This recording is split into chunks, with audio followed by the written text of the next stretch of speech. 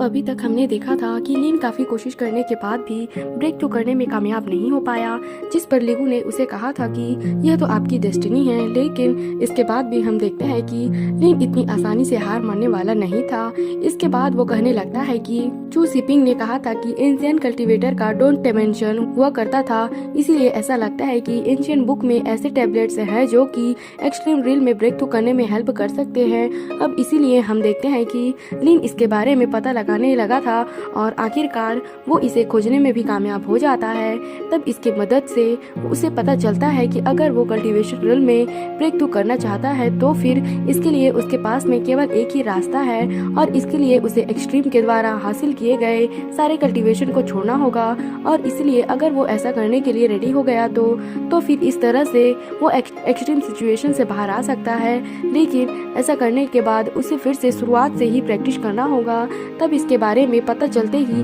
लिगू भी इस बात से काफी परेशान हो जाता है और फिर वो लिन से कहता है कि क्या आप सच में इस फिजिकल बॉडी को छोड़ देंगे जिसके पास में कि एंशिएंट गॉड की पावर है। लेकिन इस पर लिन उसे कहता है कि ऐसा करना बिल्कुल भी जरूरी नहीं है, क्योंकि इसके लिए हम शिंटो आर्ट का भी यूज कर सकते हैं और इसके मदद से हम मेन बॉडी के जैसे ही क्लोन को क्रिएट कर सकते हैं। और फिर इसके बाद वो जैसे ही नेशन सोल स्टेज में पहुंच जाएगा तो फिर हम फिर से उसे मेन बॉडी के साथ में मर्ज कर लेंगे। इसीलिए लिन लिगू से कहता है कि मैं नेशन सोल को कंसीव करने के लिए शिंटो आर्ट का यूज करूंगा और ऐसा करने के लिए मैं क्लोन को क्रिएट करूंगा। तब इसके बारे में सुनकर लिगू कहने लगता है कि लेकिन यह चीज तो इतनी आसान नहीं है, क्योंकि अगर आपने क्लोन के अंदर नेशन सोल को कंसीव भी कर लिया तो अब उसके बाद भी नेशन सोल स्टेज से ब्रेक थ्रू करने के लिए मेन बॉडी के साथ में क्लोन बॉडी को मर्ज करना होगा। लेकिन हम देखते हैं कि लिन को इसके बारे में कोई भी चिंता नहीं होती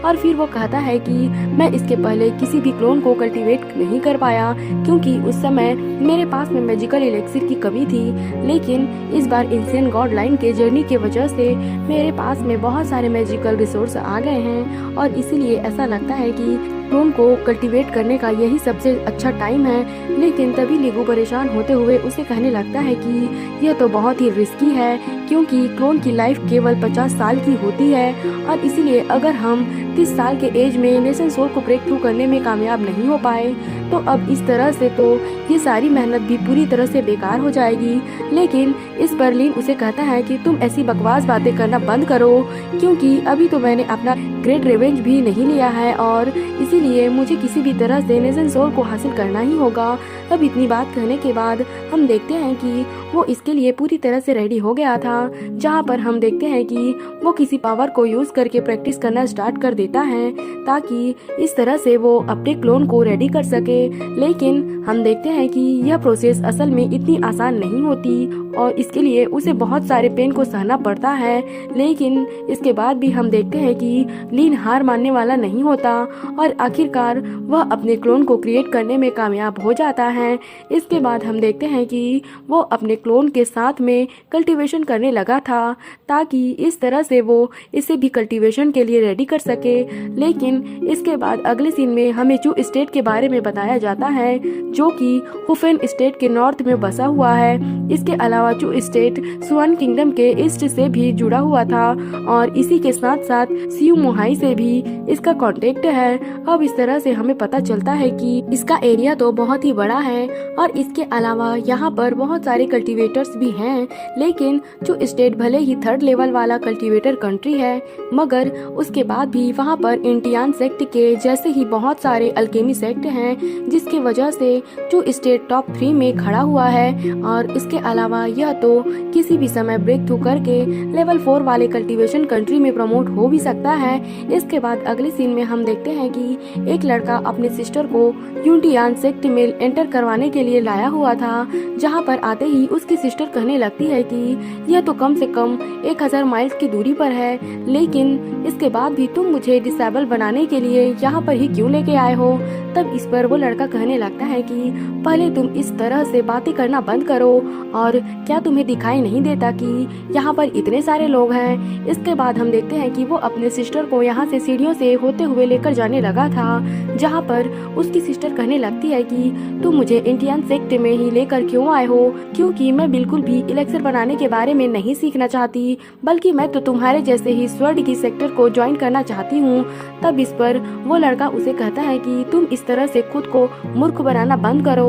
और तुम्हें पता होना चाहिए कि union sect choose state sect का लीडर है, जिसने कि एक बार ग्रेड 5 वाले इलेक्सिर को भी प्रोड्यूस किया था, और फिर उसके बाद बदले में यूनियन सेक्ट के माउंटेन गेट के लिए मैजिक फॉर्मेशन को सेट किया था, जिससे कि तोड़ पाना लेवल 4 वाले कल्टीवेशन कंट्री के लिए भी काफी मुश्किल है। अब इतनी बात कहने के बाद वो अपने सिस्टर से पूछता है कि क्या अभी भी यह बहुत बड़ी बात नहीं है। तब इस पर उसकी सिस्टर कहती है कि अगर ऐसा है तो मैं इसके लिए और भी थोड़ा सा इंटरेस्टेड हूँ। फिर वो अपने ब्रदर से कहने लगती है कि तुम मुझे यूनियन सेक्ट में एक बार एंटर कर जाने दो, जिसके बाद कि मैं तुम्हें नेशन सोल को कंसीव करने के लिए हेल्प करूंगी। तब इस पर उसका ब्रदर कहता है कि तुम्हें क्या लगता है कि यहाँ पर एंटर कर पाना इतना आसान है, क्योंकि यूनियन सेक्ट का अप्रेंटिसशिप से मनी हर 3 साल में होता है, जिसमें केवल जो स्टेट के फैमिली अपने डिसेंडेंट को नहीं भेजते, बल्कि इनके अलावा भी यहाँ पर बहुत सारे कल्टीवेटर इसमें पार्टिसिपेट करने के लिए आते हैं। मगर इसमें सबसे बड़ी प्रॉब्लम यह है कि इसमें केवल 5 से 6 लोग ही सिलेक्ट होते हैं।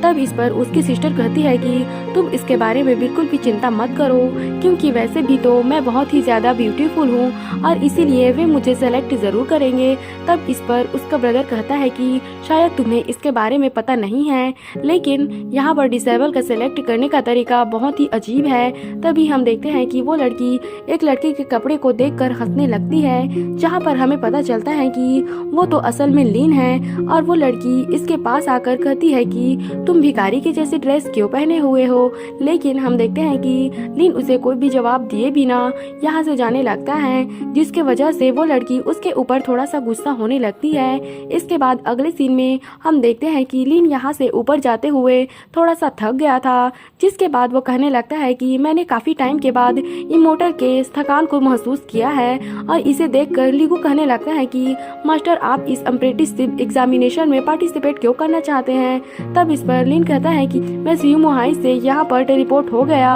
और इसीलिए ही मैं यहाँ पर आया हूँ, क्योंकि अगर मैं यूनियन सेक्ट का डिसेबल बनने में कामयाब हो गया, तब इस तरह से मैं तो बहुत ही जल्दी से नेशन सोल में पहुँचने में कामयाब हो जाऊंगा। इसके बाद हम देखते हैं कि वो इसके गेट के सामने आकर खड़ा हो गया था, जहाँ पर वो अपने पहले वाले लाइफ के बारे में याद करते हुए कहता है कि गॉड की मर्जी तो बिल्कुल भी अनप्रेडिक्टेबल है, जहाँ पर कि मैंने कभी भी उम्मीद नहीं किया था कि मैं किसी सेक्ट का डिसेबल बनूंगा। अब इतनी बात कहने के बाद हम देखते हैं कि वो यहाँ से अंदर की ओर जाने लगता है, जहाँ के नज़ारे को देखते ही लीगू काफी हैरान हो गया था। और फिर कुछ देर के बाद हम देखते हैं कि बहुत सारे लड़के यहाँ पर पार्टिसिपेट करने के लिए आ गए थे। तभी कुछ देर के बाद हम देखते हैं कि सीनियर जूलियन भी यहाँ पर आ गया था, और फिर वो इनसे कहता है कि वैसे तो मेरे सेक्टर को ज्वाइन करने के लिए बहुत सारे लोग आए हुए हैं, लेकिन इसके बाद भी अगर तुम यहाँ से जाना चाहते हो तो जा सकते हो। लेकिन हम देखते हैं कि कोई भी यहाँ से नहीं जाता,